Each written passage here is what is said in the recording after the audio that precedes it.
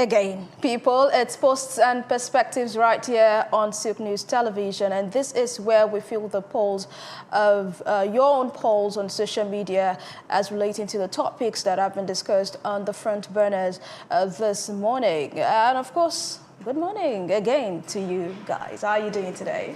Hello, Evelyn. We're good. All right. Doc with the morning. Doc, after, should I see you after the show? Yes, we have to talk about this soap that is cut for you. It's too much. Bless it, the other part of the soap is for me, please. All right, let's just get right into it.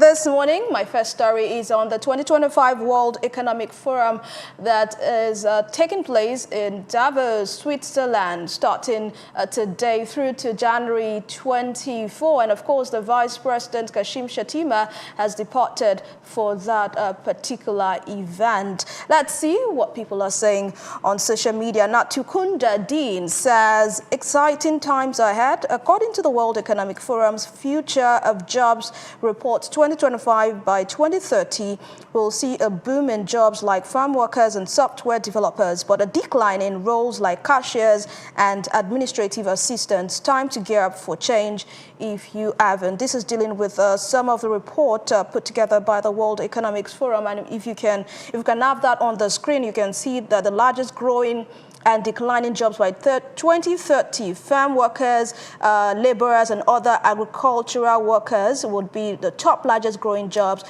while the top largest declining jobs is cashiers and ticket clerks, administrative assistants and executives, building caretakers, cleaners, and housekeepers. Actually, quickly went through it and to see if the broadcasting job is in there, but it isn't. So my job is still secure, as you can see. Moving on to the next post this morning. Rick Cole says the World Economic Forum continues to rank disinformation as a top global risk we face, and yet so many people and organizations see this as someone else's problem. The details on the screen again on the global risk ranked by severity: short-term, 2 years, misinformation and disinformation, extreme weather events, state-based armed conflict, societal polarization, cyber espionage and warfare, pollution, inequality, involuntary migration or displacement, geo-economic confrontation, erosion of human rights and or civil freedoms. These are the short-term global risks ranked by severity, and the sources: World Economic Forum Global Risk Perception Survey 2024 to 2025. And the Onowu of Nigeria, reacting to the Vice President's exit to that particular event, he's saying that people are just busy wasting taxpayer naira, flying from one country to another in the name of attending Economic Forum meeting. This is how the former president was flying all over the world in the name of economic meeting, and at the end he killed naira. I mean, the use of his words, Onowu's words this morning, are quite heavy. Let me move over to Dr. 2025 World Economic Forum. I think it was also the Vice President that attended that of last year. And of course, he has departed to Switzerland for another World Economic Forum. A lot of Nigerians actually want to know, I know you must have spoken to this in the course of the show. What is it in it for us? I beg your pardon with that. What does Nigeria have to gain in this particular World Economic Forum? A lot of people are saying. I think there's so much in it for us, and where world leaders are gathered together, you cannot be asking that question, especially when you are in need for foreign direct investment, foreign portfolio investment. You want to sell and market your country to other nations. There's no better forum to have that kind of a conversation. Leaders necessarily travel to strike these for their nation and on behalf of their nation. And I don't think that we will be an exemption as a country.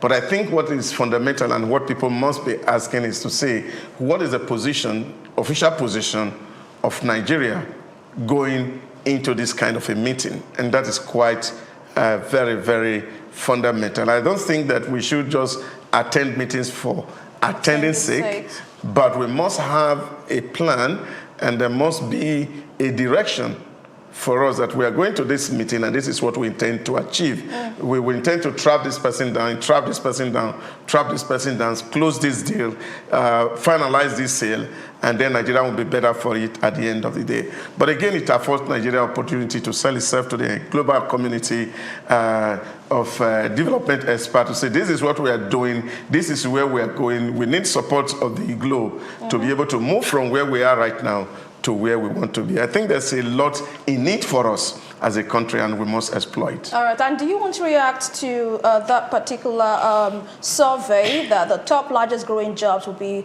that of farm workers, laborers, other agricultural workers, light truck or delivery service drivers? Those are going to be the top largest growing jobs by 2030. And jobs like cashiers, ticket clerks, administrative assistants would form the top largest declining jobs. Oh, there's no doubt about that at all, because it's already very clear that all routine jobs, for example, routine jobs, are going to be taken over by AI. And this does not need any human interventions. The jobs that are going to be driving the process are the ones that AI cannot do, like eating. And therefore, we are going to have a lot of people selling food, and they're going to make more money because AI cannot cook. At the present, robots may not be able to mix ogbono and pepper together. These are jobs that will be on sale going forward. But all routine jobs that AI can do, definitely those jobs will be out of existence. And this is why really it's important for us as a country or as a continent of Africa to invest in our individual. Only just last year budget, Japan put aside $2 billion to train their adult population on the use of robotic AI and humanoids. The same happened in Singapore, and I think Africa must not be left out, because a lot of the courses that we are studying in the university today can no longer put food on anybody's table, and therefore we must put our mouths where our pocket is. Okay, we must think progressive and also think about the future. Moving on, another story this morning is on the CBN revealing that over 95% bank debtors borrowed from microfinance banks. Let's see reactions at this time. Bolaji Olatunde says nothing beats data. Microfinance banks are probably the most important banking institutions for credit to the grassroots. Out of the 6,537 total debtors recorded across all creditor types, 6,253 were linked to MFBs, reflecting their pivotal role in providing access to credit. And C. Governor says microfinance banks are closer to the greater population and smaller businesses. In my thoughts, they need more capitalization and government interventions and fund injections. #front burners. Blessing, what do you think? Yes, in addition to what the governor and the other respondents have said, I think that they also need to review their loan policies, what should be the criteria before you loan people, because the level of default is also very high. So even if the government injects funds and we do not pay attention to what qualifies a person for loan and how the loans can be recovered, then it may just be more money going into the drain. So that policy needs to be reviewed. It needs to introduce the demand for collateral. Maybe at this point it becomes necessary, or there should be a more strict use of the BVN, that if you have collected loan from a microfinance institution and you have an account with a commercial bank, if you default, then that money, once they flag it up, they should be able to recover through what you have in other banks. All right, thank you. But do you think it's a Nigeria thing? Because, you know, there's this thing with Nigerians. I want to ask, is it a Nigerian thing or just the human factor that when you, take a loan, repaying seems kind of difficult? And when you ask Nigerians, they tell you, calm down, even governments, they owe. How much I owe now? It is not a Nigerian thing, else the word debtor would only apply to Nigerians who refuse to pay money. That's what we would have found in the Oxford English Dictionary.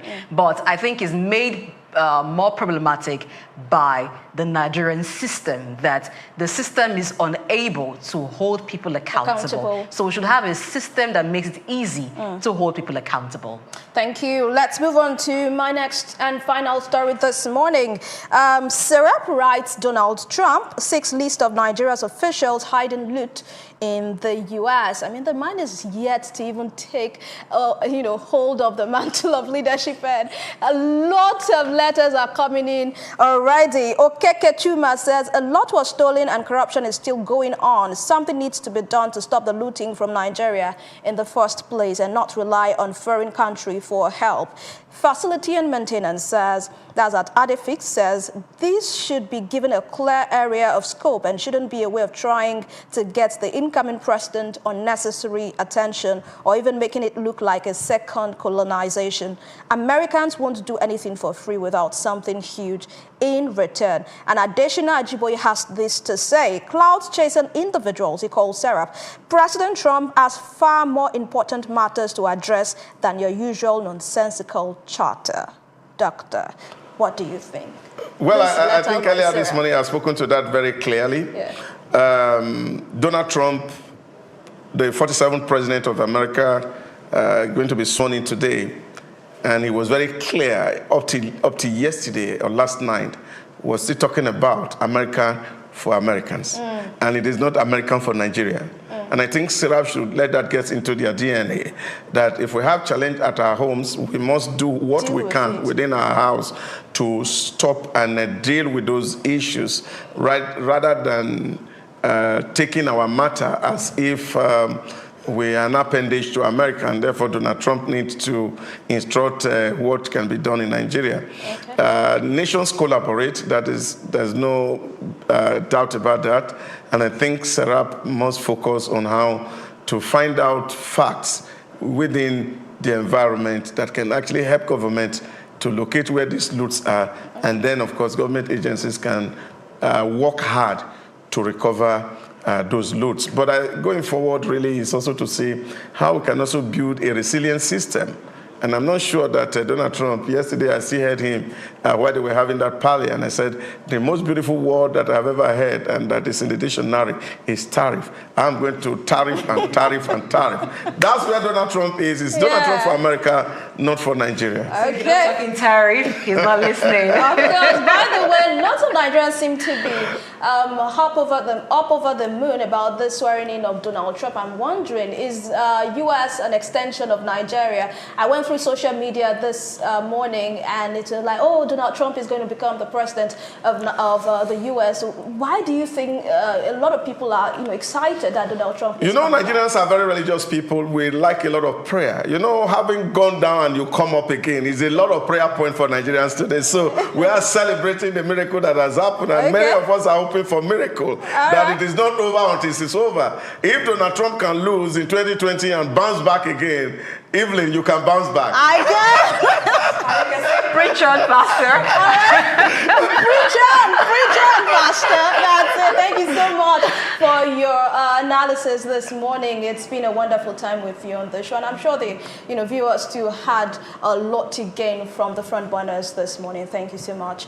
And of course, that's the end of Post and Perspective, this particular segment. It's going to be TC Barra updating you on what you need to know in the ever-bubbling world of sports. Stick around. It's still front burners right here on Silk News Television.